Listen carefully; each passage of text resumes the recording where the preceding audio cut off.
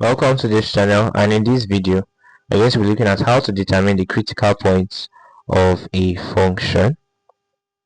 Right, so first of all, let's understand what the critical point is all about. It's simply a point x comma y at which the first derivative of the function is 0 or undefined or is undefined, right? So the value at which the first derivative of the function, the value of x, which leads to y, for which the first derivative of the function is 0 or for which that first derivative is undefined. Another important thing to note here is that if you are getting the critical point, you may not be given the domain of the function, right? You may not be given the domain. If you are not given any domain, use the default domain of the function, right? And if you don't know how to determine the domain of a function, please do well to watch my video on domain of functions, right? So that you have a clearer understanding. Because if you are getting the critical point, it must agree with the domain that that function has. So let's look at some questions. Let's say we are given this now. And the first question says, if this is a function f of x equals to 2x cubed plus 3x squared plus 1, I had asked to determine the critical point of this function. You can see in this question, you're not given any domain. But if you watch my video on determining the domain of a function, you would see that this is a polynomial and it can accept any value, right? So we now go on to get the first derivative. So if you get the first derivative, if you don't watch my video on derivatives part 1, that's if you don't know how to differentiate, do well to watch it. So if you differentiate, the 3 comes down, becomes 2 times 3x to the power 3 minus 1, plus 2 comes down, becomes 3 times 2x to the power 2 minus 1. And remember, the differential of a constant is 0. So what are we going to have? 6x squared plus 6x. This is the first derivative. First derivative. So we now equate this first derivative to 0 so that we get the critical point. 6x squared plus 6x equals to 0, and we can get the common factor. What's the common factor? It's 6x, because 6x can go into 6x squared, it can go into what? 6x. So if you factor out 6x, 6x squared divided by 6x is what? 1, right? And 6x divided by 6x, 6x squared divided by 6x is going to give us x, right?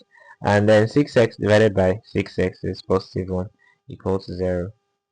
So with this, equate each part to 0. That means that 6x is equal to 0 or x plus 1 is equal to 0. So if you divide through by 6,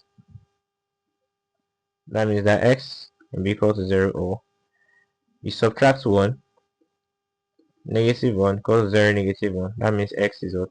Negative 1. So these are the two values for which this function, which is 2x cubed plus 3x plus 1, has critical points. So the next step is simply substitute these x values into the original function at separate instances. So remember, the function is f of x equal to 2x cubed plus 3x squared plus 1. So at x equal to 0, which is the first point we got, we're going to have 2 into 0 to the power 3 plus 3 into 0 squared plus 1, which is going to be what?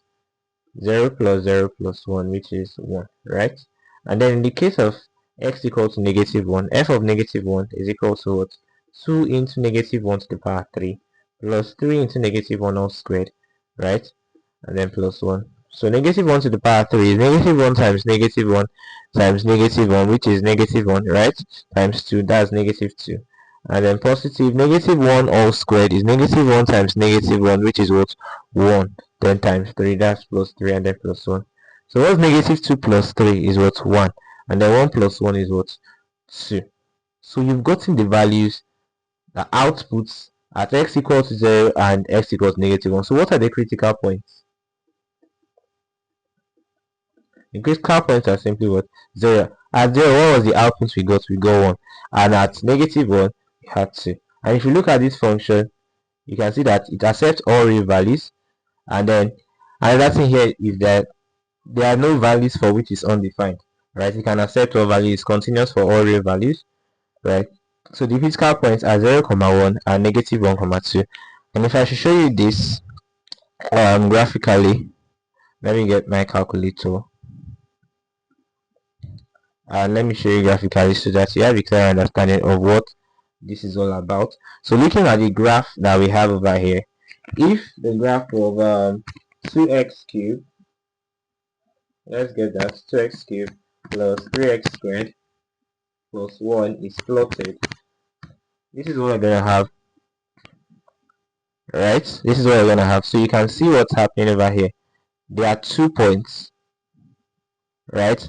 Negative 1 comma 2. I cannot get it specifically, but you can see that there's a tip over here, and then there's another minimum over here, which is 0 comma 1, right? Do you understand? So these are the 2 critical points of the function. So let's look at another question. So let's say we are given this in an exam. So with what I just did now, use it to get the critical points. But in this case, let's say we are given y equal to x squared plus 6x negative 7. I asked to determine the critical points of the function. What's the first step? Get the first derivative. And then if you get the first derivative of x squared, 2 comes down, right? So it becomes 2x to the power 2 minus 1, which is 2x, right? And then plus 6. So this first derivative, what do you do next? Equate it to 0. Equate it to 0, that means that 2x, then subtract 6, subtract 6. That will be 2x equals to negative 6. That means x is what? Negative 3. This is the only x coordinate for which it attains a critical point. So this x value you've got now, substitute it in the original function. Remember that the original function is x squared plus 6x minus 7. Right? So at x equal to minus 3, that's y of negative 3, will be equal to what? Negative 3 all squared plus 6 into negative 3, negative 7. Are you following? And then negative 3 all squared is what? Is positive 9, because negative 3 times negative 3 is positive 9. And then 6 times negative 3 is negative 18, right? And then negative 7. Then what's 9 negative 18? That is negative 9, right? And negative 9 negative 7 is what? Negative 16. So what is the critical point? Negative 3 comma negative 16. And if I should represent this visually, looking at the graph we have, and that's the graph of x squared plus 6x minus 7. Let me get that. Over here, I have to minimize this. A little bit patient. Alright, so you can see it clearly. Are you following? So you can see what's happening over here. There's a minimum point over here, and this is the critical point, right? Can you see it? Negative 3 comma 16 for the graph of x squared plus 6x negative 7. That's actually the point where the y dx is 0, which is the first derivative, right? There is no change in y, right? The y dx is 0 basically. Okay, let's continue. So it's the foundation I've built. You should be able to solve this too, but you must know how to differentiate a function. Let's say I'm given f of x equal to x plus 3 to the power 2 over 5, and you're asked to determine the critical points of this function. Remember that for you to get the critical points, what do you have to do? Get the first derivative, equate it to 0, and then check whether there is any set of values for which that first derivative is undefined. Right? From the other ones we've solved, you can see that the first, in this case, the first derivative was 2x plus 6. There is no value for which 2x plus 6 is undefined because it's a linear polynomial, right? Now let's see what happens in this case. So using the chain rule, which I explained in derivatives part 1, we would say let u be equal to what? X plus 3, and du over dx will be equal to what? 1, right? Because if we differentiate x is 1, and then differential of a constant is 0. And then if we now say that f of x is equal to y, we can now say that y is equal to x plus 3 to the power 2 over 5. And then since we said let u be x plus 3, we can say that y is equal to u to the power 2 over 5. That means that dy du will be what? 2 over 5 comes down, right? So that will be 2 over 5 u to the power 2 over 5 minus 1. And what is 2 over 5 minus 1? That will be 2 over 5 u to the power 2 over 5 minus 5 over 5. Are you following? That will be 2 over 5 u to the power what? Negative 3 over 5. Do you understand? So in this case, you will now recall, and via chain rule, you know that dy dx is equal to what? Dy du times du dx, right? And remember, what is our dy du? It's 2 over 5 u to the power negative 3 over 5, and our du dx, we got it as 1 because differential of x was 1, right? And then times 1, which is the same thing. So we then recall that u is x plus 3, so therefore we can see that dy dx is 2 over 5 into x plus 3 to the power negative 2 or 3 over 5, right? So with this now, using the negative law of indices, remember, as all these mass laws are very interconnected, a to the power negative m is equal to what? 1 over a to the power m. Very important, right? So in this case of x plus 3 to the power negative 3 over 5, we can have it as what? Dy dx equal to 2 over 5 times 1 all over x plus 3 to the power 3 over 5. Let this be clear for you. Dy over dx is equal to 2 over 5 times 1 over x plus 3 to the power 3 over 5. That you can see that now we are removing the negative sign and we are just using what is there, which is 3 over 5, and that obeys what is over here, right? So basically we could say that the first derivative, which is dy dx, is simply 2 over 5 into x plus 3 to the power 3 over 5. And you can notice that if we equate this first derivative to 0, what happens? You can't get anything, right? Because cross multiplying will not yield any result. So the only possible thing we could do here is getting the value for which is undefined. And you can see that the first derivative is a rational function. And to get the value for which a rational function is undefined, what happens? We equate the denominator to 0. So that will be 5 into x plus 3 to the power 3 over 5 equal to 0. And then if you divide through by 5, you can say that x plus 3 to the power 3 over 5 is equal to 0. And then using some comparisons, we could say that x plus 3 to the power 3 over 5 is equal to 0 to the power 3 over 5, which is still 0. So this and this can be compared. You can now see that x plus 3 is equal to 0, right? And if we subtract 3, that means that x is negative 3. Do you understand? So the value of x at which the function has a critical point is what? Negative 3. Then you must ensure that this value respects the function's domain, and in this case, what's the function? X plus 3 to the power 2 over 5. It's kind of like an expansion, right? It's a fractional index expansion which has terms that are up to infinity, right? So you can actually accept all real values as a polynomial. So there is no denominator here to limit it or stuff like that, right? That's for the original function. So we have the right to substitute this value. You get, so since f of x is equal to what? X plus 3 to the power 2 over 5, we could simply substitute negative 3 and we'll have negative 3 plus 3 to the power 2 over 5, and that will be 0 to the power 2 over 5, which is still 0.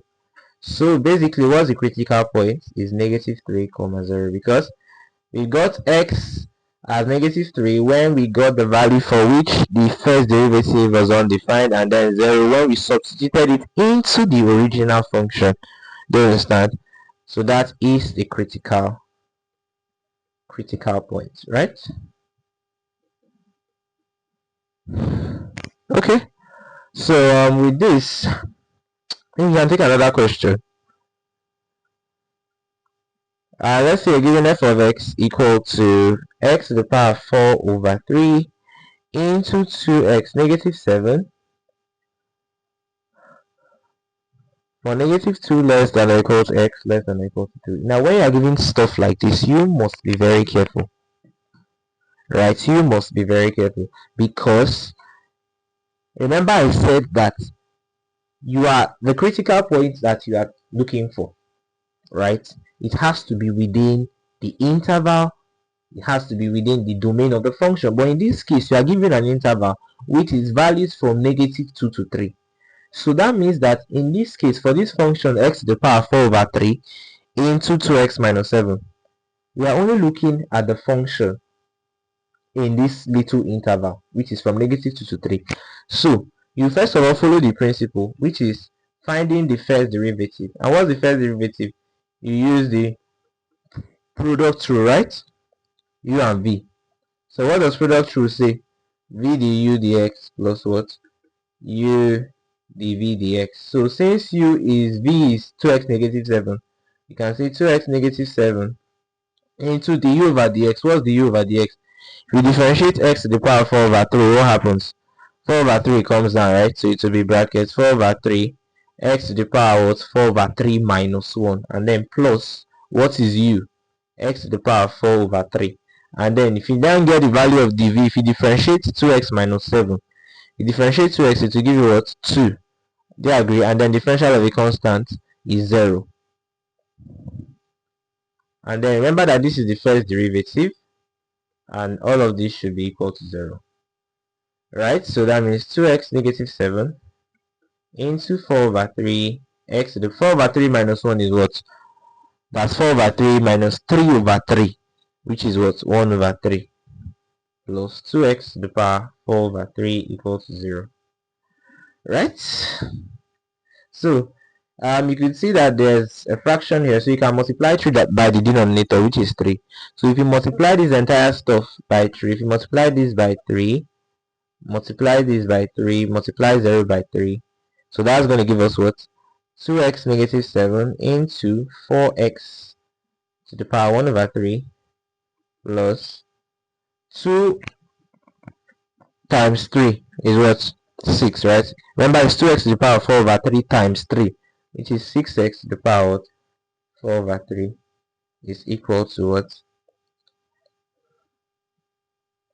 Am I on track? Yeah, we're on track. So that's what we then have. Then we can now rearrange this as 4x to the power 1 over 3 into 2x negative 7 plus 6x to the power 4 over 3 equal to 0. Right? So on expansion of this has x to the power 1, right? So you can open it. 4 times 2 is what? 8. And using the addition rule of indices, 8 power x times 8 power y is what? 8 power x plus y. So x to the power 1 over 3 times x to the power 1 is what? X to the power 1 over 3 plus 1, which is x to the power what? 4 over 3. Then 4 times negative 7 is what? Negative 28. So that is negative 28. Then bring down the x to the power 1 over 3. And then plus 6x to the power 4 over 3. All of this to 0. So 8 plus 6, you can see that these two have like stuff. So 8 plus 6 is 14. That's 14x to the power 4 over 3 minus 28x to the power 1 over 3 equal to 0. Then all you need to do is to solve this equation. And you can see that there is a relationship between 4 over 3 and 1 over 3. In that 1 over 3 plus 1 is what? 4 over 3. So we can factor out the common stuff here. Between 14 and 28, the common factor here is 14x to the power 1 over 3, because x to the power 1 over 3 can go into this, and we're using it based on this smallest value so that we can be able to factor out. So if this has been factored out, 14x to the power 4 over 3, hope you're following. 14x to the power 4 over 3 divided by 14x to the power 1 over 3. This cancels this. X to the power 4 over 3 divided by x to the power 1 over 3. Using division law is what? X to the power 4 over 3 minus 1 over 3, which is simply just x to the power 1. And then minus 28x to the power 1 over 3 divided by 14 times x to the power 1 over 3. And that's simply 2. Do you agree? Equal to 0. So equate each component to 0. Now be 14x to the power 1 over 3 equals to 0, or x negative 2 equal to 0, and then dividing through by 14, we can simply say that x is 0, right? It's very simple. And then this crossing over or adding 2 to both sides, you're going to have that, or x is 2. So you've gotten this value, but look at the range that was given from negative 2 to what? To 3.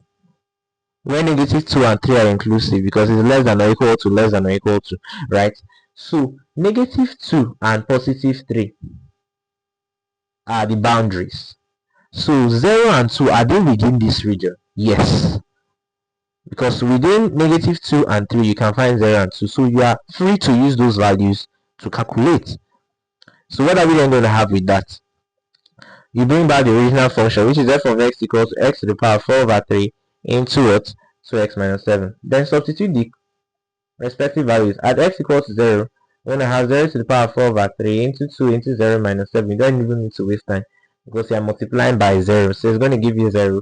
And then at x equals to 2, what's that going to be? 2 to the power what? 4 over 3 into 2 into 2 minus 7. What's 2 into 2? That's 4. 4 minus 7 is what? Negative 3. So we can actually say that is negative 3 into 2 to the power 4 over 3. So what are the critical points? At x equals to 0, we substituted and the output was still 0. And at x equal to 2, we substituted and we had negative 3 into 2 to the power 4 over 3.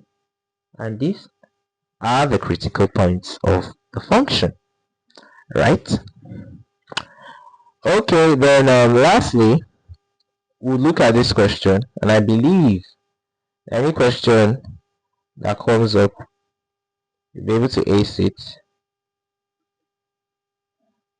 So if this is a function, if this is equal to f of x, right, and you're asked to determine the critical point within this interval, now pay close attention, from negative 1 to 6, you are to get the critical point within this region.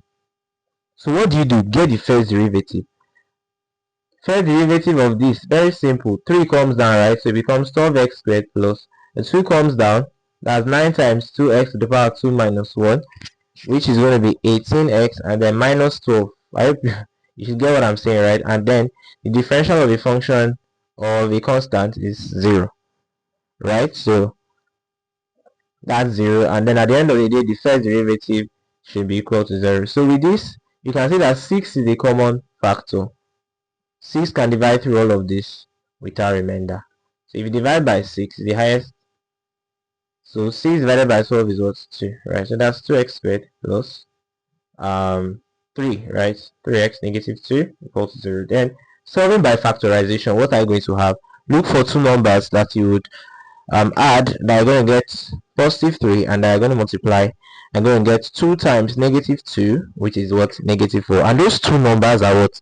4 and negative 1. If you add 4 plus negative 1 is what? Positive 3, right? So that's 2x squared plus 4x minus x minus 2 equal to 0. So that would be 2x into x plus 2 minus 1 into x plus 2, because minus 1 is common to this.